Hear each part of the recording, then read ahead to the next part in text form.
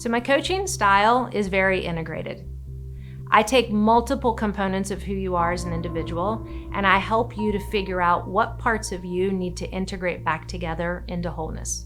So I work in the areas of behavior, environment, aspiration, and mindset. So in narrative coaching, we call this the I-beam model. So there's a little I to keep yourself, a little sense of self. So we don't want grandiose ego sense of self. So if you could just see it in your mind, I, little, and then capital B-E-A-M. So we're walking on this balance beam of life. So I am helping my clients to figure out what behaviors, what environment, what aspirations, and what mindset do they need to focus on and integrate back into the wholeness of who they are. It's not about if you do what Yedda did, you'll get what Yedda got. That's an old model in personal development and coaching that doesn't work anymore. What happens in the coaching that's integrated, you do what works for you. And when you put those components together, you'll get the results that you need, not what I need.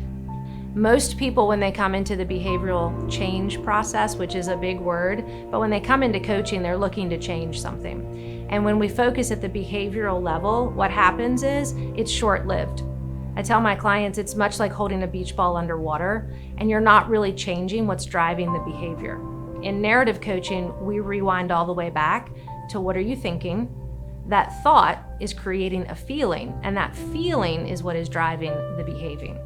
So when we can go back and actually shut up and sit and figure out what narrative is running, and more importantly, who's the one talking? Is it your ego or is it your true highest self? Everything changes. Who you are personally is who you are professionally.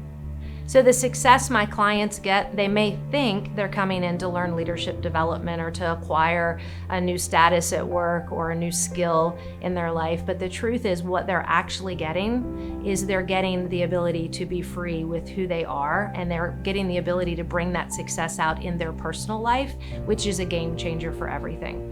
They're happier, they're more fulfilled, they know how to be quiet, they can listen to others better. When they cultivate a relationship with themselves first, then they can show up and cultivate relationships with others. What you realize is nobody's responsible for how you think, feel, or behave but you. And this can be a little bit scary for people, but it's actually quite empowering and liberating. The truth is, you control what you're thinking, what you're feeling, and how you're behaving.